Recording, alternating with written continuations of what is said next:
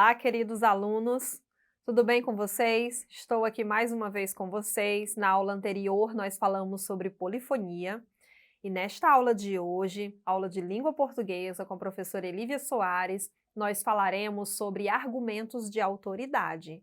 Um conteúdo aí muito importante para você que vai fazer Enem, vai fazer a redação do Enem, né, que produz textos argumentativos. Nós vamos falar sobre esse tipo de argumento. Vamos lá, vamos iniciar. Conceito de argumento. Argumento é um termo que deriva do vocábulo latim argumentum. Trata-se do raciocínio que se utiliza para demonstrar ou comprovar uma proposição, ou para convencer outra pessoa daquilo que se afirma ou se nega. Ou seja, a argumentação é um recurso que tem como propósito convencer alguém, para que esse tenha opinião ou comportamento alterado. Gente, nós opinamos muito sobre muitas coisas no dia a dia. Nós temos uma opinião formada sobre muitas coisas. Para que nós convençamos o outro daquilo que a gente defende, a gente precisa utilizar argumentos, argumentos consistentes, argumentos plausíveis. O argumento é a justificativa, é a comprovação daquilo que você fala. Nós temos vários tipos de argumento, argumentos por dados estatísticos, argumento de autoridade, como nós vamos ver hoje, argumentos de causa e consequência, que é o de raciocínio lógico. Hoje nós vamos tratar do argumento de autoridade, argumento de exemplificação. Você usa exemplo também para justificar, para comprovar aquilo que você falou. Então nós temos vários tipos de argumentos. E o argumento de autoridade é um argumento muito forte, muito convincente. Por quê? O que é o argumento de autoridade? Vamos falar sobre isso. Por que ele é um argumento tão convincente? O texto do Enem, gente, ele é dividido em introdução, desenvolvimento, conclusão, né? Cada parágrafo ali do desenvolvimento, geralmente os estudantes, eles designam 2 parágrafos para o desenvolvimento, geralmente. Um para a introdução, 2 para o desenvolvimento e o último para a conclusão. Então, nos 2 parágrafos de desenvolvimento, que serão ali segundo e terceiro parágrafos, cada parágrafo ele é marcado por um argumento. Então, na argumentação, a argumentação é principalmente exigida na competência 3. Olhem só, ao produzir uma redação, por exemplo, mais do que saber redigir, escrever um bom texto, no que se refere aos aspectos estruturais, vocês devem saber selecionar. Você vai selecionar qual é o seu argumento, organizar, interpretar, entender esse argumento que você utilizou e relacionar argumentos em defesa do seu ponto de vista acerca do tema proposto. Você precisa pensar, para isso você vai selecionar, organizar, interpretar ali dentro do parágrafo, tá? Na defesa do seu ponto de vista. Argumento de autoridade. É aquele no qual citamos um especialista, autoridade em determinado assunto, para justificar uma conclusão. Esse pode ser um cientista, um filósofo, uma instituição de pesquisa, entre outros. Estou aqui falando de argumentos de autoridade relacionando com a redação do Enem. Você pode relacionar com qualquer texto argumentativo, porém estou aqui relacionando com a redação do Enem. E é muito comum esse tipo de argumento. Nós temos, né, como eu falei, outros tipos de argumento, mas o de autoridade, ele é um dos mais convincentes, porque você coloca muitas vezes a fala de uma autoridade naquele assunto, a fala de um especialista naquele assunto que você está tratando, a fala de um sociólogo, de um filósofo, de uma pessoa renomada que conhece sobre aquele assunto, e isso dá força no seu texto porque foi um estudioso que tratou daquilo, e você coloca esse argumento, essa fala, essa citação para você interpretar, explicar na defesa do que você defende no seu texto. E como você vai fazer isso? Professora, como eu vou fazer isso? Por isso que é necessário você ler bastante, pesquisar, entender as aulas de sociologia, filosofia, observar o que cada teórico ele trata, ele trabalha, ele defende, para você poder utilizar a fala dessas pessoas na sua redação. Olhem um exemplo, gente, que tem argumento de autoridade. Vamos lá, vamos ler para você entender.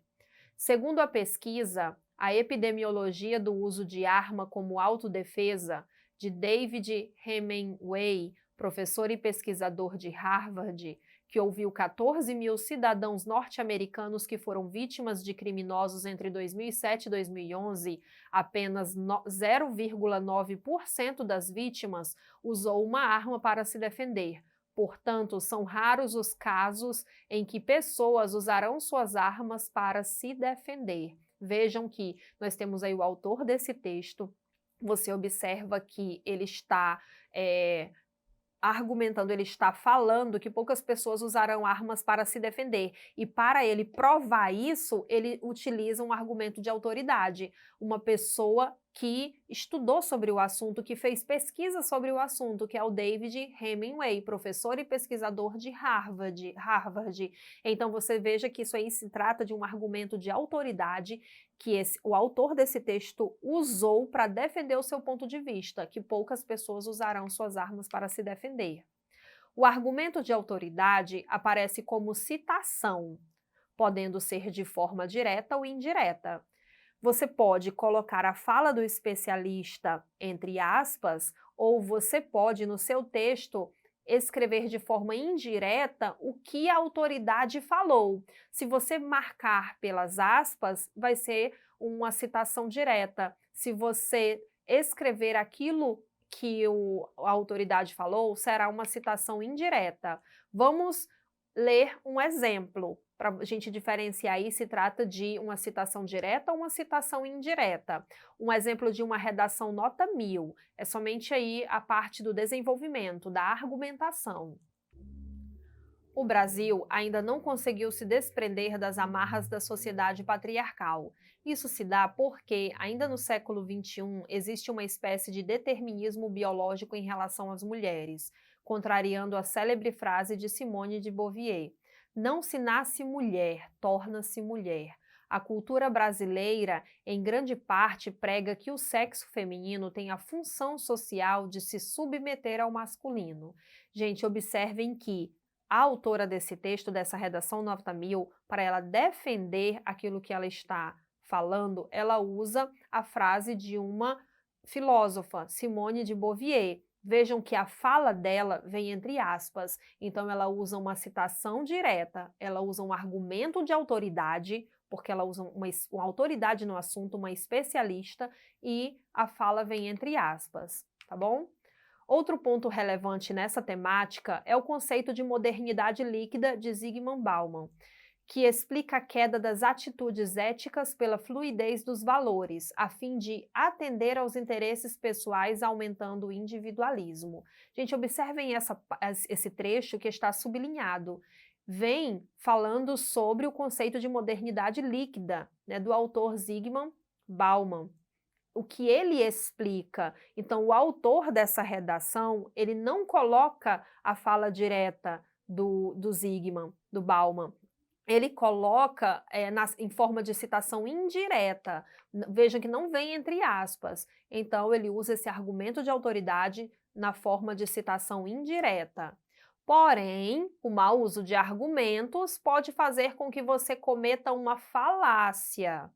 Gente, falácias são argumentos inventados, falácias. É um argumento que parece válido, mas pelo fato de ser uma falácia inventado, então acaba se tornando um argumento muito fraco. É uma falha grave na argumentação, que deve ser evitada. Assim, ao usar um argumento de autoridade, tome cuidado para não cometer a falácia. Inventar que determinada pessoa, determinada autoridade falou alguma coisa, não pode. Então tenham conhecimento, estudem bastante para você colocar aquilo que realmente é verdadeiro.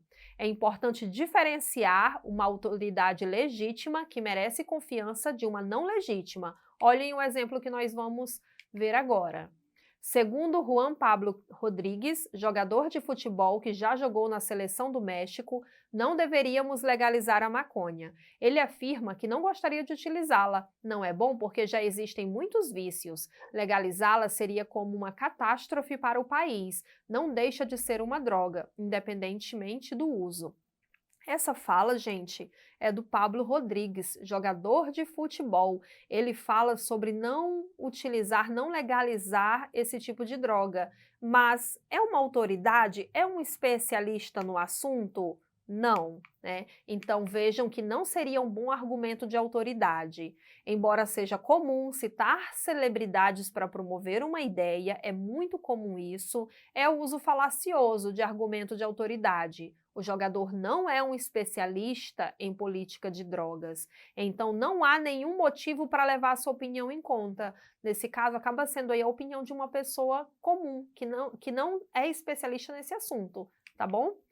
Importante, o argumento ele não pode ser ofensivo. Jamais você deve desrespeitar os direitos humanos ou para defender uma ideia, defender uma opinião, você ofender outros, tá? Jamais. E vamos encerrar nossa aula exercitando, trabalhando aqui o argumento de autoridade que nós estudamos hoje. Olhem só, vamos ler o texto abaixo. Etanol de cana é o que menos polui. O etanol de cana-de-açúcar, produzido pelo Brasil, é melhor que todos os outros. A conclusão é de um estudo divulgado pela Organização para a Cooperação e Desenvolvimento Econômico, que reúne 30 países entre os mais industrializados do mundo e da qual o Brasil não faz parte. A pesquisa mostra que o etanol brasileiro reduz em até 80% as emissões dos gases que provocam o efeito estufa. O percentual de redução na emissão de gases é muito mais baixo nos biocombustíveis produzidos na Europa, nos Estados Unidos e no Canadá, afirmou Stefan Tangerman, diretor de agricultura da OCDE. Então, é necessário esse trecho para que a gente responda à questão. Vamos lá, questão 1. O argumento que sustenta a tese de que o etanol da cana-de-açúcar brasileira é melhor que todos os outros é que nós lemos que o argumento que sustenta essa tese é que o nosso etanol reduz em até 80% as emissões de gases, como diz o trecho que nós lemos. Hoje nós falamos sobre argumento de autoridade, expliquei o conceito para vocês geral de argumentos e o quão é válido, o quão é forte o argumento de autoridade e que vocês devem utilizar nas produções textuais de vocês e nos textos oralizados também. Revejam essa aula novamente. Acessem a plataforma Eduque Acre. Obrigada.